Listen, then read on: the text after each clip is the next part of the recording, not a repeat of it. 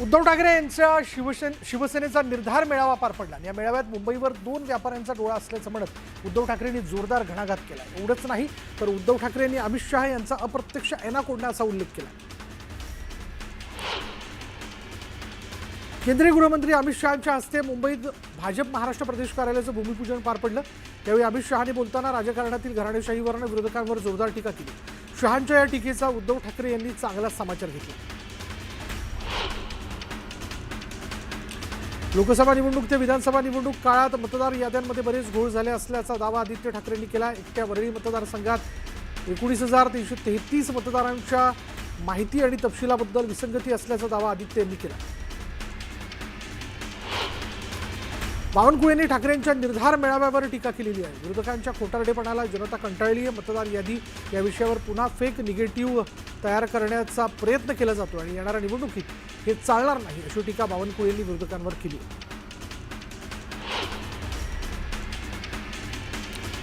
सातारा जिल्ह्यातील बावधन गावात राहणाऱ्या पाचंगणे या कुटुंबाने आपल्या मुलीच्या आत्महत्येचा शवविच्छेदन अहवाल चुकीचा असल्याची तक्रार दिली।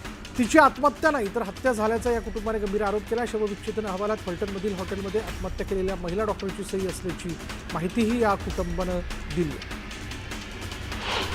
राजकीय दबावामुळे फलटणमधील महिला डॉक्टरने आत्महत्या केली आहे असा आरोप राष्ट्रवादी काँग्रेस शरद पवार पक्षाचे आमदार जितेंद्र आव्हाड यांनी केला आहे। फलटण प्रकरणामध्ये पोलीस ज्या पद्धतीने वक्तव्य करतात हे गंभीर आहे। पोलिसांवर जाणीवपूर्वक दबाव आणला जातोय असंही आव्हाडांनी म्हटलं। भाजपचे माजी खासदार रणजित सिंह नाईक निंबाळकर आणखी एक आरोप त्यांच्यावरती करण्यात आला। आगवणे कुटुंबाचा छळ केल्याचा आरोप निंबाळकरांवर करण्यात आला आणि या छळाला कंटाळून आगवणे कुटुंबातील मुलीनं आत्महत्या करण्याचाही प्रयत्न केला होता। आगवणे कुटुंबाला राजकीय सूडभावनेतून त्रास दिल्याचा आरोप मेहबूब शेख यांनी केला। अंधारे यांनी पत्रकार परिषद घेत निंबाळकरांवर अत्यंत गंभीर आरोप केलेले। हॉटेलवर बोलावून या महिला डॉक्टरची हत्या करण्यात आली। माजी खासदार निंबाळकरांनी मृत तरुणीला त्रास दिल्याचा दावाही अंधारेंनी केला। तर हातावर लिहिलेल्या सुसाईड नोटवरील हस्ताक्षर आत्महत्या केलेल्या तरुणाचं नाही असा तिच्या बहिणीने आरोप केल्याचं अंधारेंनी म्हटलं। फलटण इथल्या महिला डॉक्टर आत्महत्या प्रकरणात लक्ष्मीपूजनाच्या दिवशी झालेल्या वादानंतर डॉक्टरने घर सोडलं आणि लॉजवर आत्महत्या केली असं सीडीआर तपासात समोर आलं असल्याचं समोर आलंय। राज्य महिला आयोग या प्रकरणावरती लक्ष ठेवून असून तपास पारदर्शक होईल असं आश्वासन चाकणकर यांनी दिलं।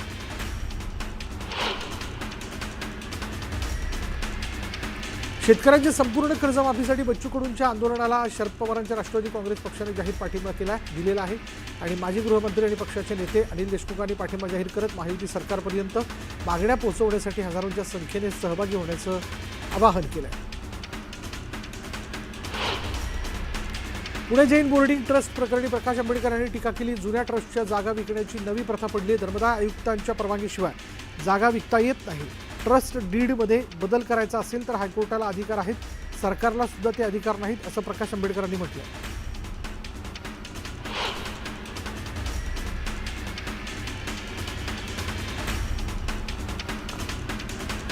शेतकऱ्यांच्या कर्जमाफीसाठी बच्चू कडूंनी उद्या नागपुरात महा एल्गार मोर्चाचं आयोजन केलंय। या मोर्चात महिला कार्यकर्ते आणि महिला शेतकरी देखील सहभागी झालेले आहेत। शेतकऱ्यांची अवस्था वाईट असून देवाभाऊंनी शेतकऱ्यांची कर्जमाफी करावी। संपूर्ण कर्जमाफी मिळाल्याशिवाय आम्ही नागपूरमधनं हटणार नाही अशी भूमिका या महिला कार्यकर्त्यांनी व्यक्त केली। नागपूर इथल्या राष्ट्रवादी अजित पवार गटाच्या कार्यालयात दिवाळी मिलनच्या कार्यक्रमात लावणी कार्यक्रम रंगल्याचा व्हिडिओ समोर आलाय। मला जाऊ द्या ना घरी या लावणीवर एक महिला नृत्य करत असून ही महिला पक्षाची कार्यकर्ता असल्याची माहिती समोर आली आहे। मुंबई महानगरपालिका निवडणुकीत महायुती एकत्र लढणार हे जवळपास निश्चित मानलं जाते। अशातच मुंबईतील 50 वॉर्डमधील जागांवरनं भाजप शिवसेनेत रस्सीखेच सुरू आहे। विभागवार बैठकांपाठोपाठ आता शिंदेच्या शिवसेनेकडनं बूथ स्तरावर मोर्चे बांधणी सुरू असल्याची माहिती सूत्रांनी दिली आहे। केंद्रीय गृहमंत्री अमित शहा यांच्या उपस्थितीत मुंबईत महाराष्ट्र प्रदेश मुख्यालयाचं भूमिपूजन करण्यात आलं। यावेळी अमित शहांनी विरोधकांवर जोरदार हल्लाबोल केला। 2014मध्ये युतीसाठी प्रयत्न केले पण युती झाली नसल्याचं सांगत त्यांनी ठाकरेंवर निशाणा साधला। आगामी स्थानिक स्वराज्य संस्थांच्या निवडणुकीत विरोधकांचा सुपडा साफ करा असं आवाहन अमित शहांनी कार्यकर्त्यांना केलं।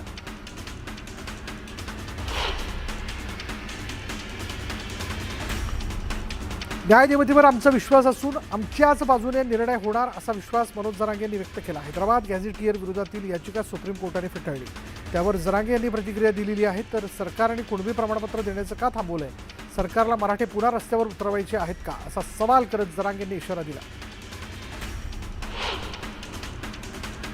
गडचिरोलीत काँग्रेसचा राष्ट्रवादी शरद पवार पक्षाला मोठा धक्का बसलेला आहे. शरद पवार पक्षाचे अत्यंत निष्ठावान नेते सुरेश सावकार पोरड्डीवार यांच्या पत्नी कविता पोरड्डीवार यांच्यासह काँग्रेस पक्षात त्यांनी प्रवेश केला. तर माजी नगरसेवक विजय गोरडवार यांनीही कार्यकर्त्यांसह प्रवेश केला. पालघरमधील विक्रमगड तालुक्यातील सवादी ग्रामपंचायतीवर मार्क्सवादी कम्युनिस्ट पक्षाकडून धडक मोर्चा काढण्यात आला होता. ग्रामपंचायतीतर्फे झालेली विकास कामं आणि त्यासाठी झालेल्या खर्चाचा हिशोब यावेळी मागण्यात आला. तर रस्त्याचं काँक्रिटीकरण करणं, शेतकऱ्यांच्या पीक नुकसानीचे पंचनामे करणं, रोजगार हमीची कामं चालू करणं या प्रलंबित मागण्यांचं निवेदन ग्रामपंचायतीला देण्यात आलं.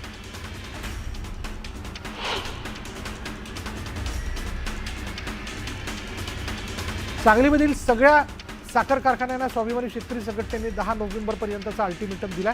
चालू गळीत हंगामात उसाला पहिली उचल 3751 रुपये द्यावा, अन्यथा साखर कारखाना चालू देणार नाही असा इशारा स्वाभिमानी शेतकरी संघटनेतर्फे देण्यात आला. वसंतदादा सहकारी साखर कारखान्यासमोर स्वाभिमानी शेतकरी संघटनेनं आंदोलन केलं. ठाकरेंच्या शिवसेनेचा आज वरळी डोममध्ये निर्धार मेळावा पार पडणार आहे. राहुल गांधींप्रमाणे आदित्य ठाकरे मतदार यादीतील घोळ सादरीकरणाच्या माध्यमातून त्यांनी उलगडून सांगितलं.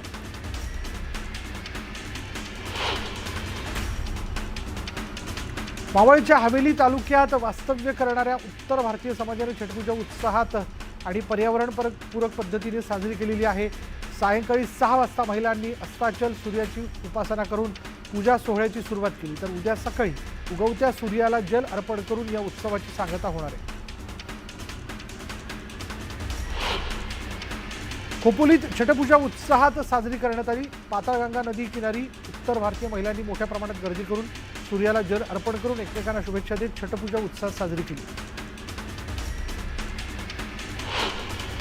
छत्रपती संभाजीनगरमधील सिल्लोड तालुक्यातील कन्नड, फुलंब्री आणि पैठण तालुक्याच्या काही भागात मुसळधार पाऊस झालेला आहे. जोरदार पावसामुळे जनजीवन विस्कळीत झालं असून ठिकठिकाणी पिकांचं मोठं नुकसान झालं. शेतकऱ्यांना संपूर्ण कर्जमाफी मिळावी आणि नुकसान भरपाई म्हणून प्रति एकर 50,000 रुपये मिळावे या मागणीसाठी बच्चू कडूंनी अमरावती जिल्ह्यातून काढलेला महाएल्गार ट्रॅक्टर मोर्चा वर्ध्यात पोहोचलाय. मंगळवारी हा मोर्चा जो आहे तो नागपूरमध्ये दाखल होणार आहे.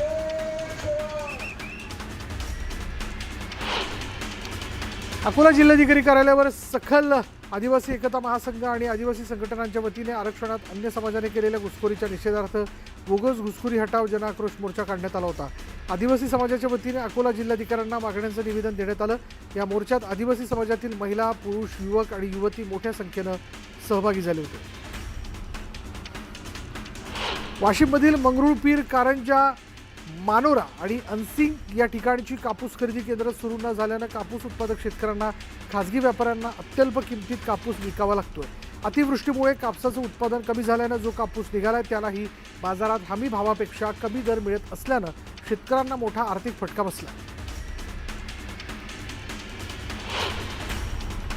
धुळ्यातील शिरपूर तालुक्याचा अतिवृष्टीग्रस्त तालुक्यात समावेश करावा या मागणीसाठी शिरपूर फर्स्ट संघटनेच्या नेतृत्वात संतप्त शेतकऱ्यांनी बैलगाडी घेऊन तहसील कार्यालयावर एल्गार मोर्चा काढला होता. पीक नुकसानीची शेतकऱ्यांना तात्काळ आर्थिक मदत करावी, पीक विम्याची रक्कम शेतकऱ्यांना देण्यात यावी आणि शेतकऱ्यांना 100% कर्जमाफी द्यावी अशा मागण्या ज्या त्यावेळी शेतकऱ्यांनी केल्या. पुण्यातील जैन बोर्डिंगच्या जमिनी व्यवहाराच्या निषेधार्थ सखल जैन समाजाच्या वतीने अहिल्यानगर शहरात भव्य मोर्चा काढण्यात आला होता. शहरातील डाळ मंडई, आडते बाजार, गंज बाजार आणि कापड बाजार या मुख्य मार्गावरून हा मोर्चा जुन्या जिल्हाधिकारी कार्यालयापर्यंत पोहोचला. जमीन परत मिळावी आणि या प्रकरणाची सखोल चौकशी करून गुन्हे दाखल करण्यात यावेत अशी मागणी जैन समाजाच्या प्रतिनिधींनी केली.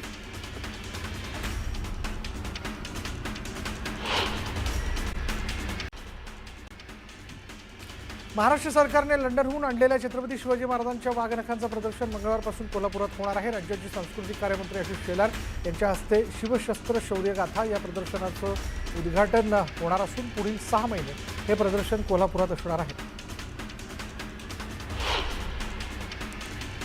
चंद्रपूर जिल्ह्यातील गोडपिंपरी इथे स्थानिकांनी केलेलं आंदोलन तब्बल 9 तासांच्या रस्ता रोकोनंतर मागे घेण्यात आलं. वाघ वन्यजीव संघर्षाने प्रभावित गावांमध्ये दिवसभर वन विभागाच्या कर्मचाऱ्यांनी गस्त आणि वाघाला पकडण्यासाठी तातडीने 2 शूटर्स पाठवण्याची मागणी मान्य झाल्यानंतर स्थानिकांनी आंदोलन मागे घेतलं. गोंदिया जिल्ह्यात मुसळधार पावसामुळे कापणीला आलेल्या धान पिकाचं मोठं नुकसान झालंय. या संदर्भात तात्काळ पंचनामे करण्याचे निर्देश देण्यात आलेले आहेत. नुकसानग्रस्त भागाचा अहवाल आल्यानंतर पुढील कार्यवाही करू असं आश्वासन गोंदिया जिल्ह्याचे नवनियुक्त पालकमंत्री चंद्रनील नाईक यांनी दिलं.